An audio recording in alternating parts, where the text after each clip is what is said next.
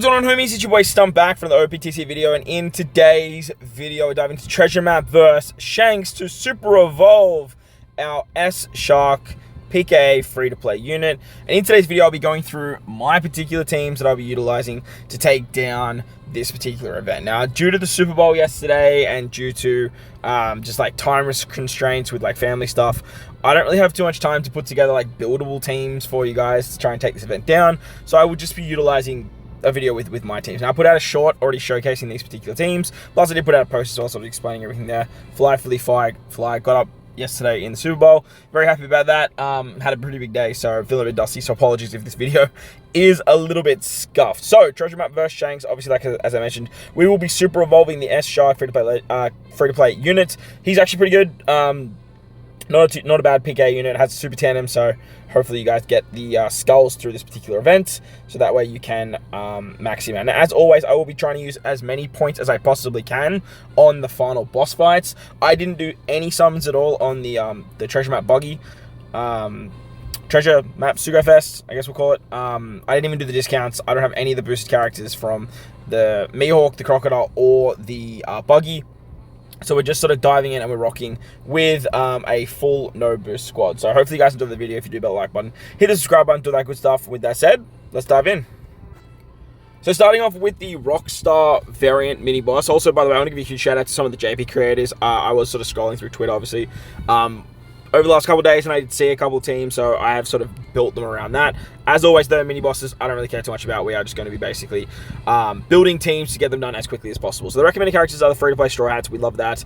Everyone gets the good stuff. Free Spirits, Rockstar is weak to.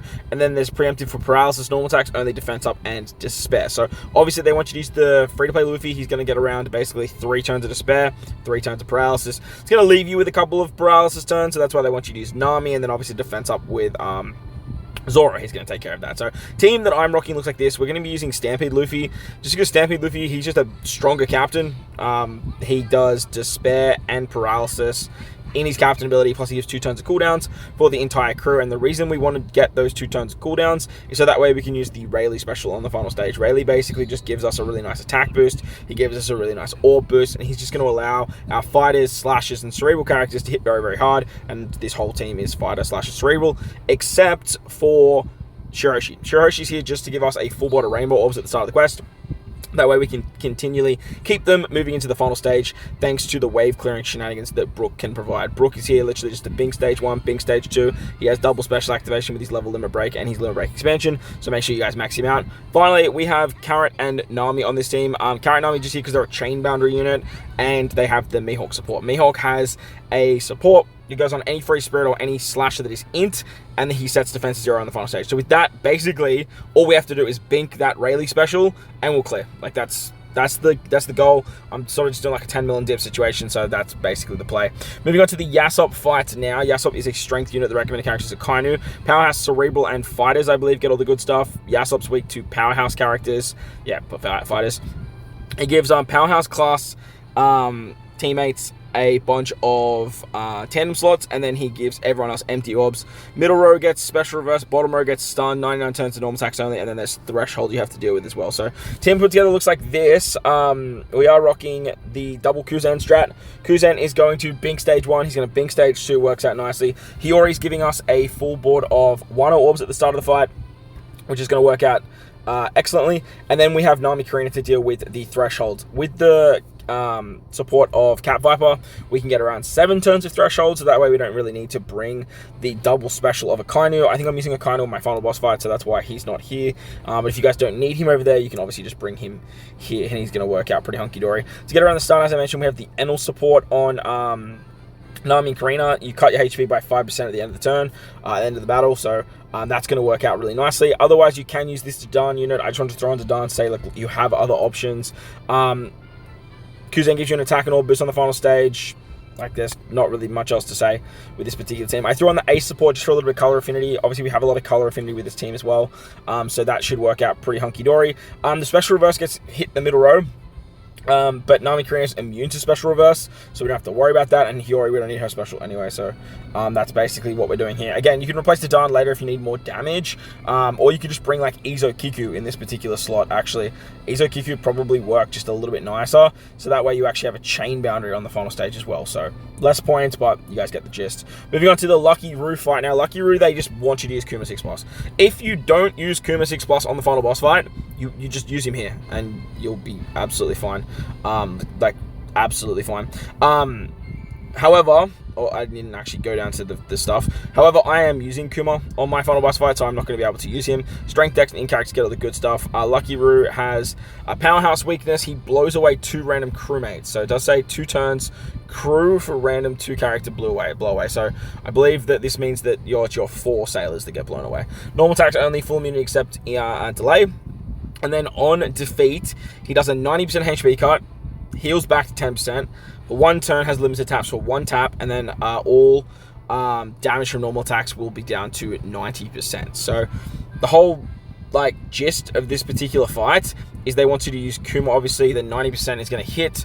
Kuma's then going to reflect the 90% back to kill with that 10% HP, and it will work very nicely. Kuma's also immune to blow away. He makes the whole crew immune to blow away, so that's why he's so good. However, as I mentioned, I am using Kuma on the final boss fight. So what I'm actually doing here is we're using Ace to all of the amazing cooldown support that he has. As a captain, he makes shooters, free spirit, and dex characters start with 50% less cooldowns. So if you have 2 aces, you're essentially starting with 75% less cooldowns. Just means that immediately you get your specials. We're going to pop Toki on turn 2. Toki is going to apply the Toki ability to Sentomaru as well as Garp. Now, Garp and Sentomaru are down the bottom row, so then that way they're immune to blow away. And then with this particular PX unit, you're actually getting the middle row immune to blow away. So that's sort of what I'm doing here. There is a Sentomaru unit, not this one, the rare recruit Sentomaru from the Stussy batch. He makes the bottom row immune to blow away, and then basically if you are running, you can run him instead, and then just like switch these 2 around, and then just do the same thing. But the goal here is to just be completely immune to the blow away. Your bottom row characters are going to hit really, really hard. Ace can be is going to wave clear turn 1 and turn 2. There's no orb manipulation on the final stage, and close you have running 2 aces, you actually get the ace orb boost moving into the final stage. So that's going to work out real hunky-dory. You can pretty much tap on the first turn if you want to. I actually don't know if you do damage. I don't know if you do damage. It's only to 1 enemy, so no, not really. Sentomaru do damage. My goal here was just to use Ace as a wave clearer, so that was kind of the gist. But yeah, you guys get the point. And then when on the revive, you just have Garp there. Garp's just going to instantly bink on that final boss. But again, if you have Kuma, you can just run Kuma and he's going to do just wonderful things for you. Or just replace Kuma on the final boss fight and then just bring him here, just make life just a lot easier for you. But that's my particular thing. That's how I'm running it. Next, we have the Ben Beckman fight. S-Shark, Frankie and Brooke from the latest batch are the recommended characters. Dex, Quick, and Psych characters get all the good stuff. He's weak to fighters, and then he has Special Bind, Top Row, Despair, Bomb Slots, Normal Attacks only, Delay Immunity, and then Top Row gets Binded for 3 turns after Socket. So as you can see, a bunch of very, very annoying stuff. But the team that put together, well, I actually used JP's players team for this one because it was actually really clever. I really liked it a lot. So what the goal here is to use this particular Luffy as a captain, so then that way you can bypass the Despair. Works exceptionally well because the Despair triggers first. Then you have to deal with the Special Bind and the Bind, and that's where this particular Robin comes into play. Robin is so good because she removes 5 turns of both Special Binds as well as regular Bind. So with that, you're only going to have to deal with 1 more turn of each, and that's where the Karasu support comes in for the 1 turn of Bind. And then I have the Zunesha ship at level 12 with mods to get around 1 extra turn of Special Bind. However, if you don't have the Zunesha maxed out, this one right here, you can just replace this Sabo with the other Sabo. This guy right here, he's going to do 2 turns of Special Bind removal for your entire crew as a support on Luffy on the final stage. You're not going to get the chain boundary, you're not going to have as much damage as what you're seeing right here. However, it's not the end of the world because you'll still be able to bypass that. S-Shark's obviously recommended. You can use his special if you want to get around blind, if you don't have that sort of Karasu support. Zora's here to do some wave clearing strats, and as you guys will notice, we have one of every color. Everyone's powerhouse, everyone's cerebral, so that way we can utilize the super effects of the Sengoku treasure map unit. This Sengoku is really good because what he does is he gives a 4x attack and a 4x orb boost to a chosen character, and then changes that character slot into the earn type, and everyone else gets tandem orbs. So as long as you have one of every type on the crew, you are going to be able to do that. The idea is to give S-Shark that particular ability, and then S-Shark will just basically kill very, very easily.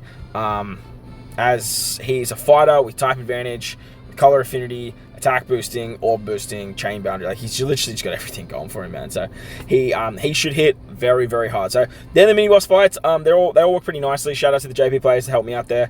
But the crux of the crux is this stuff right here, and this is where stuff gets real spicy because, man, we're using like the New Year's batch, but we're also using like a butt ton of supports to get on a whole bunch of stuff. On the final boss fight, Buggy, Crocodile, and Mihawk are the boost characters. Strength, Dex, and Quick characters are getting all the good stuff. Battle 2, getting full board unfavorable slots. Paralysis orbs, normal attacks only, and then 3 turns of pain for 10,000. Full immunity, and then on defeat there is a runaway revive. Shanks comes back as weak to driven characters. Hilariously that Shanks is weak to Buggy, it's so wild. Top 10 turns of top right, middle left, and bottom right get special binded. Crewmates get special reversed. Full border unfavorable orbs, normal attacks only, full immunity, 1 turn of a slot barrier for 3 slot orbs. Top left, middle right, and bottom left get binded for 10 turns, so it'll be 7 after sockets. And then if you remove the barrier for 1 time, it's going to come back exactly the same way. So you have to basically remove the barrier twice if you want to remove it. So very, very annoying stuff. Or you just need to bring 3 strength characters so that way you can actually get the 3 strength orbs. Now just be mindful, this team that you see in today's video is utilizing a friend captain Buggy. Always going to be using a friend captain Buggy because like that's where you get the most points. If we get stuck or if more people need extra teams that don't use Buggy, I might try and get around to it, but like I said, just the last couple of days being so busy, Super Bowl, dad stuff, family stuff, I have just been under the pump, and look, this is what I've got for you guys, so hopefully it'll help you guys out in some way. So team looks like this. We are using Luffy as a captain. Buggy does a 4x attack boost to the entire crew, so just be mindful of that when you are doing your team building. You actually can run Buggy alongside everyone as long as the captain you're running is boosting Buggy. And this Luffy, he's technically a rainbow captain. He's up to 7 times, but we're not going to get that 7 times. But he's still very, very powerful in his own regard without that 7 times captain ability. The subs we have are Wipe It and Ace, Sabo, Kuma, and Akainu. As you can see, Kuma and Akainu, they are recommended on those other fights, but they're 1.4 times boosters, 1.3 times respectively. I tried to squeeze S-Shark on this team, but like I literally couldn't. It just wasn't meant to be. But going into the actual crux of what's going on turn 2, there is 6 turns of paralysis, unfavorable slots, normal attacks only, and full immunity plus pain. So the idea to get around the paralysis, we have a whole bunch of supports. We have the ship giving us 1 turn of paralysis, 1 turn with Kizaru, 2 turns with Izukiku, and then 2 turns with Rayleigh. That's our 6 turns covered, and then wham bam, thank you ma'am. We are going to use the the super EX of Sabo. Sabo is going to give us a full board of tandem slots, which is going to work out really nicely. Plus, it gives us that healing, that end turn healing for 10 turns, which we can actually carry into the next stage. Our fighters are going to get an orb boost, which pretty much this whole team is, except for Kuma, and obviously Buggy himself. And with that, we pretty much don't need to do anything else on stage 2. If we need to do anything else for like damage potential wise, we could probably just like bink the Luffy special. We could probably use the special of Akainu here as well. Akainu is basically just giving us an orb buff as well, which he'll obviously override Sabo's ability, but I do really want to have this second part here available for the entire for the rest of the fight. Well, actually no, we need his cooldowns for the final fight, so I guess you could probably do something with like Wipe It and Ace on turn 2 and use his special, but you are getting pain, so you don't want to do too much, so hopefully just the Sabo EX is all that we need to do. On the final stage, Buggy as a captain is going to take care of the special binds. Akainu in the middle left is going to take care of the special reverse. You get a full board of unfavorable orbs, which Buggy's special will rotate. Full immunity, normal attacks only. Because we have 3 strength characters, we can actually get around the slot barrier. And then to deal with the binds on the top left, middle right, and bottom left, I actually have a combination of the Kuma support, as well as, well, not the Kuma, so the body support on Kuma, as well as the Koala support on Sabo. So Sabo will get special binded, but it'll get removed by Buggy, and then when you use the Sabo special, it's going to trigger the Koala support, so that way you get around the 7 turns of bind. Akainu gives the 2 turns of cooldowns to everyone. He's going to extend that end of turn healing as well. Wipe It and Ace are an attack booster, but we don't really want the attack boost because like Buggy's going to be hitting the hardest, but at the same time, like, you have to tap with Kuma, Luffy, or Kuma, Buggy, and then Luffy to break the barrier regardless. Kuma does have barrier pin, so that's kind of fun. And then you're going to have the Orb buff from Akainu, attack boost from Wipe It and Ace. I don't know if you'll actually get... I don't think you'll get the... you don't have the Buggy EX, Superclass, whatever it is, and you don't have Wipe It and Aces, so you won't have Luffy in his final form, as I mentioned. But Luffy will be giving both these conditional effects because of the combination of Sabo and Akainu, so you will have some pretty nice damage there. So that's the team for the final boss. As for the Intrusion, we actually have a little bit more points on the Intrusion fight, which is great because S-Shark is a recommended character for this particular fight as well. Cerebral's fighters and shooters get all the good stuff. Top rows Despair, full immunity, normal attacks only, resilience, defense up, and then a full board of unfavorable orbs. On the final stage, S-Shark is weak to driven. You get a full board of unfavorable or block slots. Crewmates get blinded for 8 turns, 5 after sockets. 5 turns to burn, attack down if you're below a 2.5 chain. Normal attacks only, full immunity, slot barrier for 2 super bomb slots, as well as 5 turns of enemy territory. So, team we put together looks like this. Very similar to the team you literally just saw, but we are using an extra 1.4 times booster. Luffy can deal with paralysis as a captain, but we can't really get that, so that was a bit of an issue with the previous team as well. But on turn 2, we just have to get around the defense up and the resilience, and the combination of both Luffy and Dineen is going to take care of that for us. Top row gets spared by 6 turns after sockets, and with the supports of Sanji, the Opera support, is it Opera? I think it's Opera. And then the Onigumu support, we have 6 turns of despair right there, so that's going to work out pretty hunky-dory. You do have to use the Dineen special anyway, so you are removing the 6 turns of resilience. You also have the defense up removal there as well, so that works out pretty nicely. As for the rest of the fight, you are going to get unfavorable slots, but you can rotate them with Dineen, so Dineen should be doing some pretty nice stuff on that particular fight. As for the final fight, you're going to have to deal with the burn, as well as the attack down below a certain chain multiplier. So the idea here is to deal with the bind. We have the Buggy friend captain. He's going to remove 7 turns of bind. You get a full board of orbs with Buggy as well, which is really, really good. S-Shark takes care of the burn. To take care of the 2.5 attack or less, we have the support of Ace, so we're going to be finishing the chain at 3.2, not 2.5. Your first attacking characters won't do all that much, but there is a barrier for super bomb slots, and to get those super bomb slots, S-Shark's actually going to rotate the bottom row into into super bomb. So you are going to get super bomb slots as your bottom row characters, and then that way you can use them to break the barrier. I've decided to put S-Shark and Akainu there, but like, look, if the content persists, then we might need to swap them around and do some fun stuff with Sabo and Dineen down there as well. Sabo is going to be our chain multiplicative buff as well, so that's going to help us get us above that 2.5 times chain, because Akainu can actually give us the type advantage buff. With his pseudo double special activation, I believe you have to be above... Do you have to be above a certain amount of HP though? If crew doesn't know, blah, blah, blah. If 80% or more... Okay, so we might not actually have that. Interesting. We might have to sort of look at... Yeah, okay. Yeah, no, we're not going to have that. I guess what we could do is use the Akainu special on the turn before. And then get the pseudo double special, so that way he gets the cooldowns. And then use Dineen twice. Dineen's still going to be over 70% HP, so that way you can actually get the activation of that. And still get all of this fun stuff. If the crew doesn't have a few more launches, okay. Yeah, look, it should be fine. Oh, actually, no, because he gives you the tap timing. If the crew has status, I always forget what this guy does. He does so much. For 5 turns and adds... Yeah, so he does the tap timing bonus anyway. So then that way, Sabo's going to get his... Sabo's going to get the double effect of his advantageous type as well as his tap timing bonus, which is really, really good. So should easily get above the 2.5 is basically what I'm saying. Downside to this team, we don't have an attack boost. We have an all boost with Sabo. Sorry, with what's his name? With S-Shark. We have full board orbs thanks to Buggy. We also have full board orbs thanks to Sabo. The team should work out pretty nicely. Honestly, I don't really see a world where this team's going to struggle until we get to some of those later nav levels. But at the end of the day, once I get to those later nav levels, I'm pretty much going to be done with Treasure Map anyway. But they're my teams. Hopefully you guys enjoyed. If you did, hit the like button, hit the subscribe button, do all that good stuff. Most importantly, wherever you guys are in this beautiful world, please make sure you enjoy the rest of your day. As always, homies, thank you all for watching, and I'll catch you all in the next one. Let's